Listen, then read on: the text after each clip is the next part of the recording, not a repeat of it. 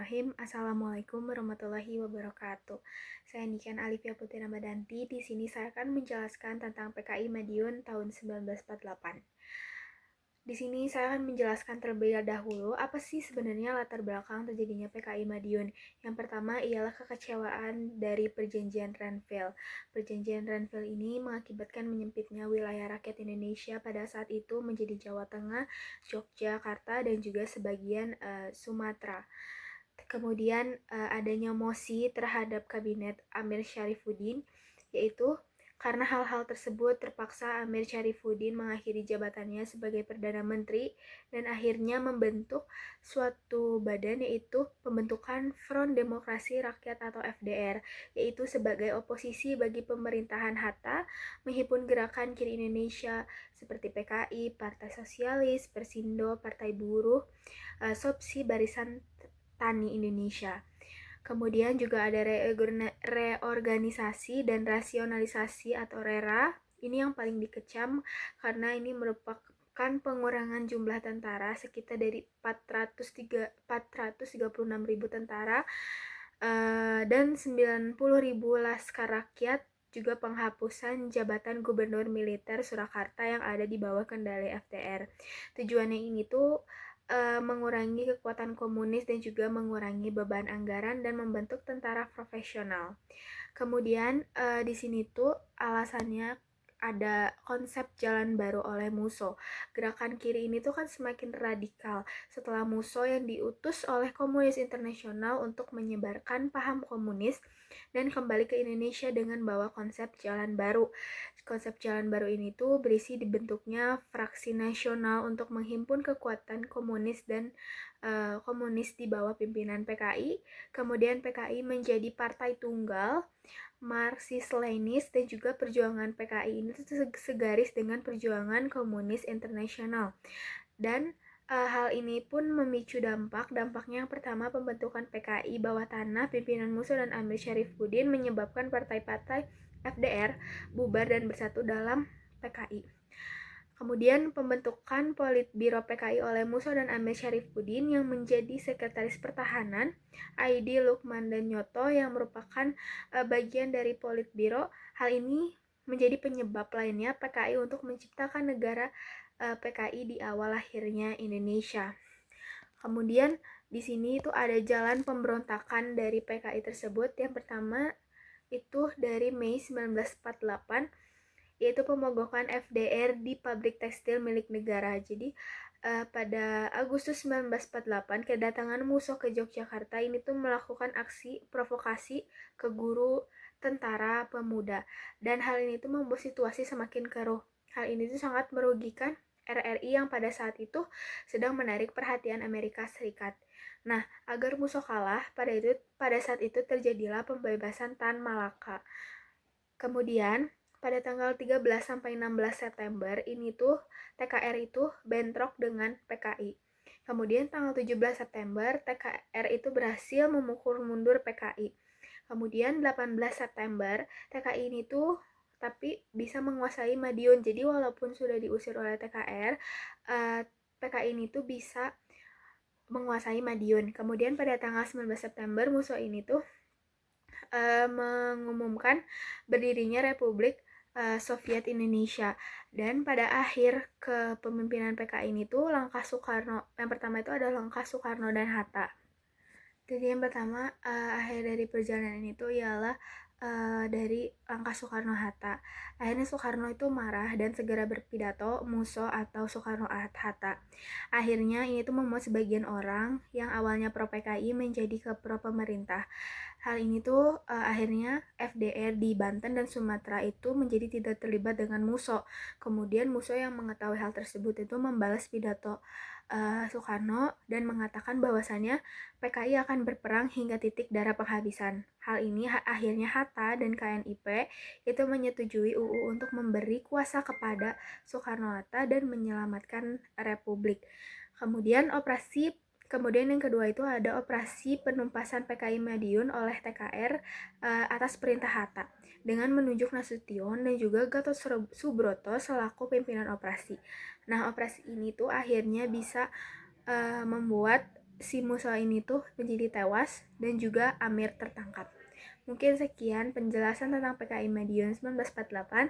Terima kasih atas perhatiannya. Wassalamualaikum warahmatullahi wabarakatuh. Perkenalkan, nama saya Faiza Jani Syakira.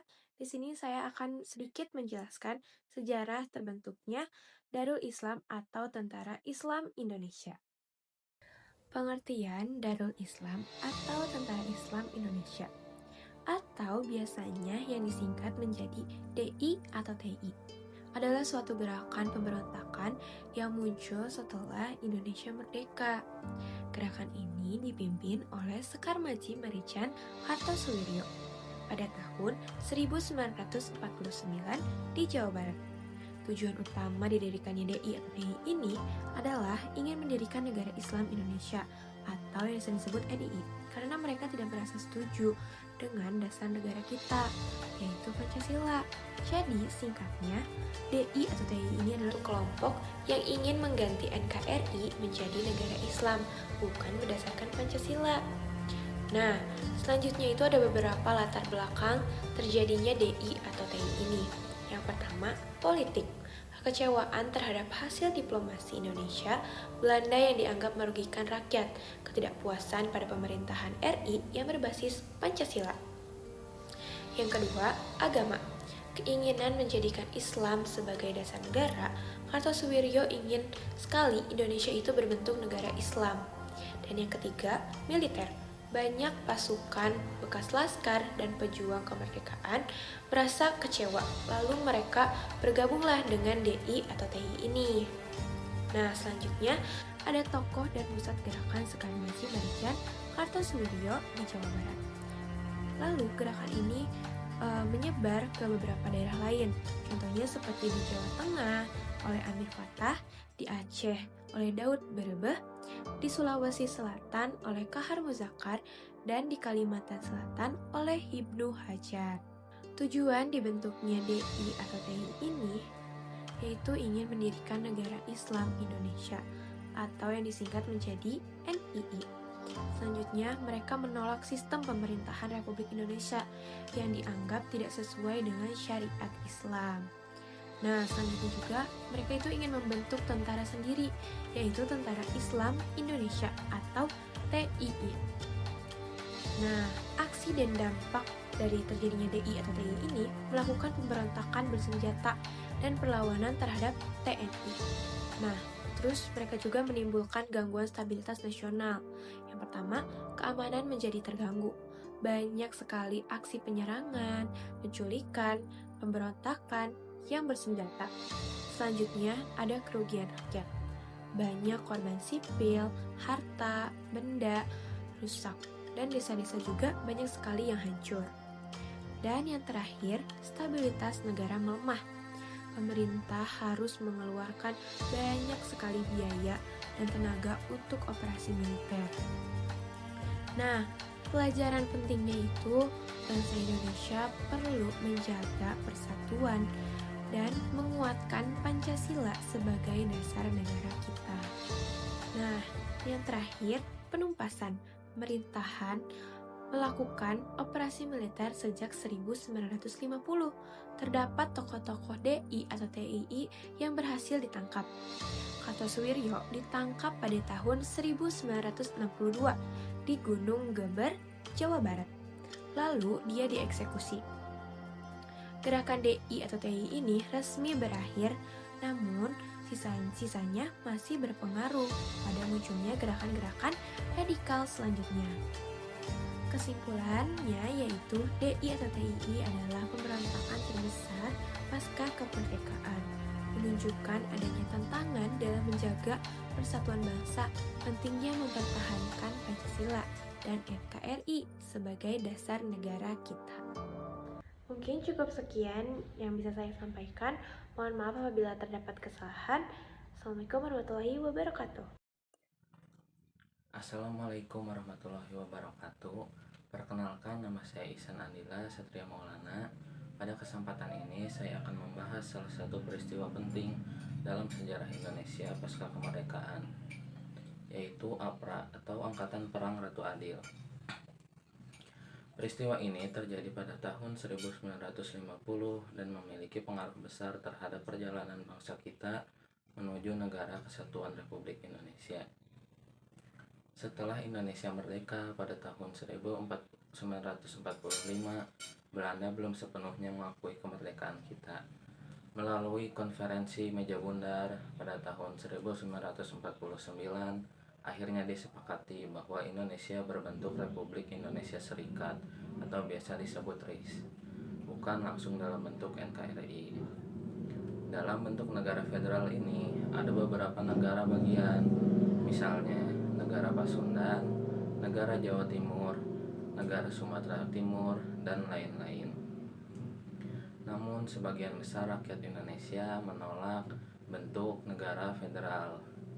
Mereka menginginkan NKRI yang utuh. Dalam kondisi inilah muncul kelompok-kelompok yang tidak setuju dengan pembubaran RIS. Salah satunya yaitu APRA. APRA didirikan oleh Raymond Paul Pierre Westerling, seorang bekas perwira militer Belanda. Westerling dikenal kejam karena sebelumnya memimpin aksi pembersihan di Sulawesi Selatan pada tahun 1946 sampai 1947 yang menewaskan ribuan rakyat. Pada 23 Januari 1950 ia membentuk pasukan bernama Angkatan Perang Ratu Adil. Nama Ratu Adil diambil dari ramalan Jayabaya yang terkenal di Jawa dan digunakan Westerling untuk menarik simpati rakyat. APRA memiliki beberapa tujuan utama, yaitu mempertahankan bentuk Republik Indonesia Serikat, menolak pembubaran negara Pasundan, menjaga agar pasukan tentara Belanda tetap memiliki peran, dan menentang kembalinya sistem negara kesatuan karena dianggap menguntungkan kelompok republik. Dengan kata lain, APRA berusaha menggagalkan penyatuan RIS menjadi NKRI. Pada tanggal 23 Januari 1950, APRA melakukan pemberontakan di Kota Bandung. Mereka menyerang markas divisi Siliwangi dan melakukan penembakan di berbagai titik. Lebih dari 90 orang tewas, termasuk TNI dan warga sipil. Rencananya setelah menguasai Bandung, mereka ingin bergerak ke Jakarta untuk menggulingkan pemerintah RIS yang sedang menuju NKRI. Namun, rencana ini gagal. TNI berhasil menahan serangan tersebut. Setelah pemberontakan gagal, Westerling melarikan diri ke luar negeri. Banyak anggota APRA yang ditangkap dan diadili. Kegagalan APRA menegaskan bahwa mayoritas rakyat Indonesia menolak sistem federal dan lebih mendukung Negara Kesatuan Republik Indonesia. Peristiwa ini memiliki dampak besar, diantaranya semakin mempercepat pembubaran RIS dan lahirnya NKRI pada 17 Agustus 1950. Menjadi bukti bahwa Belanda masih berusaha menguasai Indonesia melalui cara tidak langsung dan memperkuat semangat persatuan bangsa untuk menjaga kedaulatan. Kesimpulan dari materi yang saya bahas, APRA adalah salah satu pemberontakan pasca kemerdekaan yang menentang penyatuan Indonesia. Didirikan oleh Westerling, APRA berusaha mempertahankan RIS dan menggagalkan NKRI. Namun akhirnya gagal dan justru memperkuat semangat bangsa Indonesia untuk kembali ke bentuk Republik Indonesia. Demikian presentasi saya mengenai APRA atau Angkatan Perang Ratu Adil. Peristiwa ini mengingatkan kita bahwa kemerdekaan Indonesia tidak diraih dengan mudah, tetapi harus dijaga dari berbagai ancaman, baik dari dalam maupun luar negeri.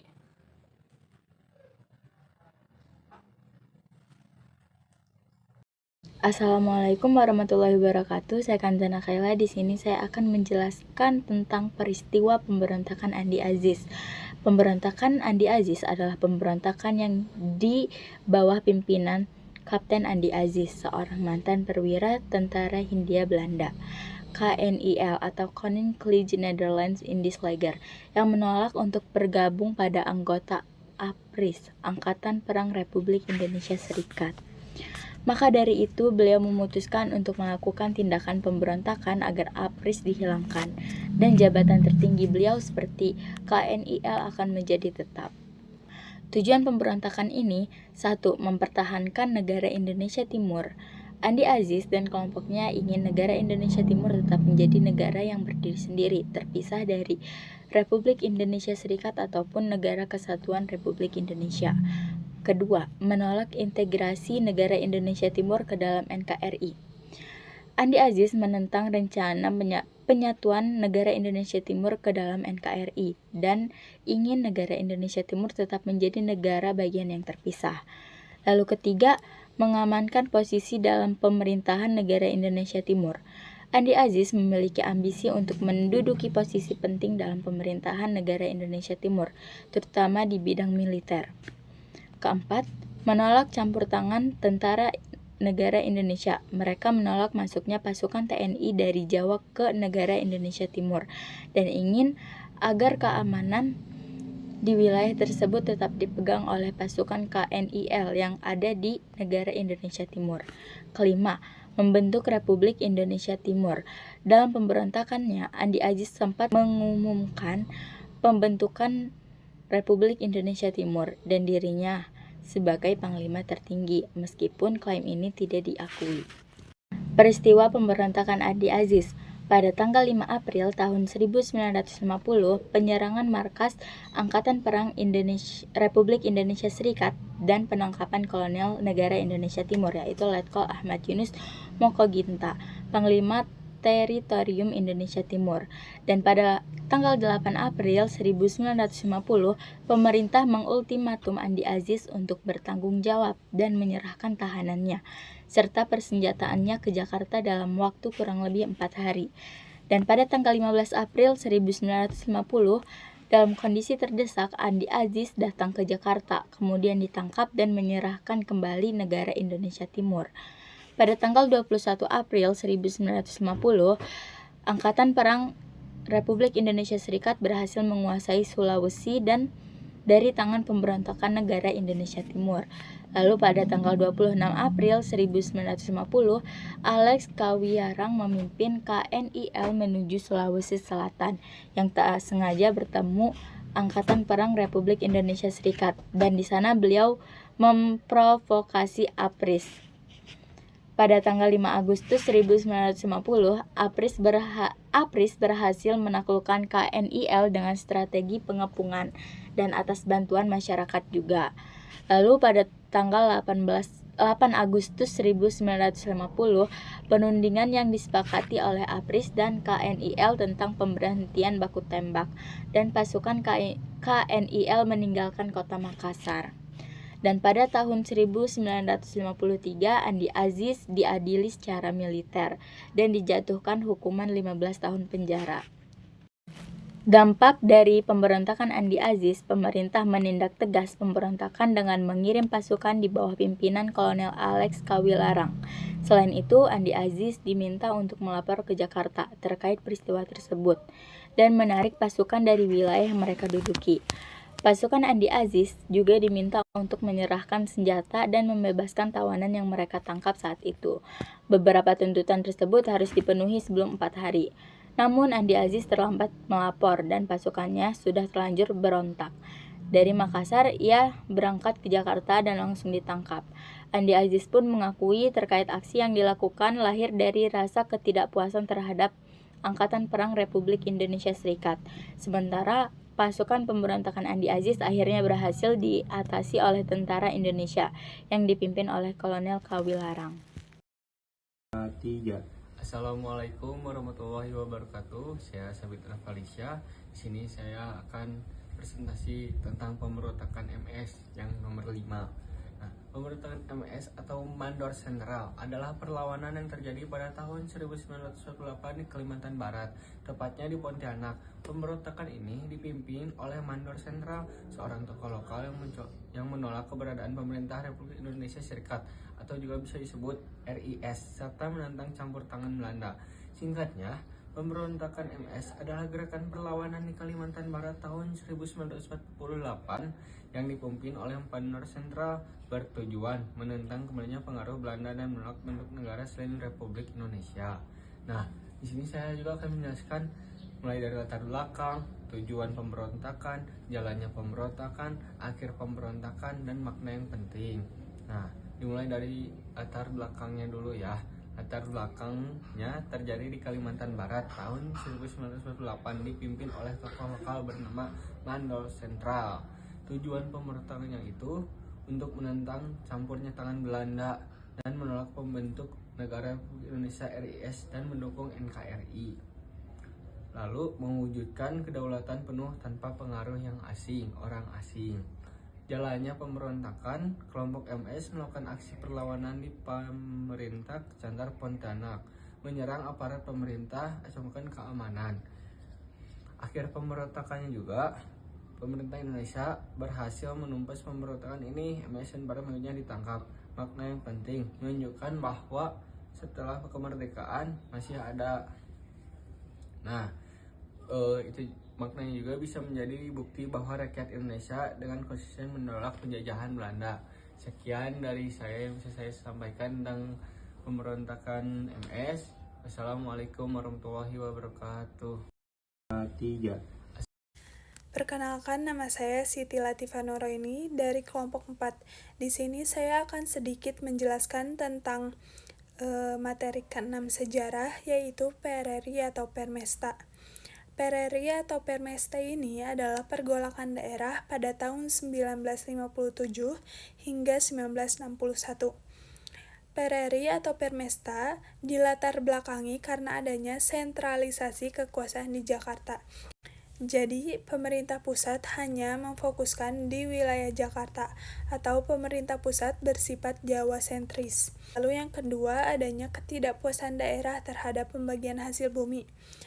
Jadi daerah tersebut merasa daerahnya telah menyumbangkan pemasukan yang cukup besar untuk uang kas negara. Namun, di daerah tersebut tidak ada pembangunan, dan merasa hal tersebut itu hal yang tidak adil. Lalu yang ketiga, adanya kesenjangan pembangunan pusat dan daerah. Jadi ini tuh antara perbedaan pembangunan di pusat pemerintahan dan di daerah terpencil. Lalu yang keempat, adanya krisis internal militer pusat dan daerah. Krisis internal militer ini terjadi pada program RERA yang digalakkan pada eranya Muhammad Hatta, awalnya dicanangkan di eranya Amir Syarifuddin. Lalu tambahannya, karena kekhawatiran terhadap perkembangan komunis di Indonesia. Sebelumnya, saya akan menjelaskan tentang yang lebih dulu didirikan, yaitu Permesta. Nah, Permesta ini didirikan pada tanggal 2 Maret 1957 di Manado, Sulawesi. Nah, tokoh utama dari Permesta ini adalah Kolonel Vence Sumual, yaitu Panglima Tentara atau Tetorium 7.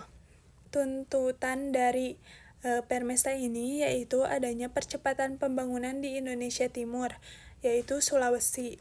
Lalu adanya perbaikan struktur militer dan politik, dan menghapus ketidakadilan pusat dan daerah. Jadi ingin wilayah Indonesia itu merata.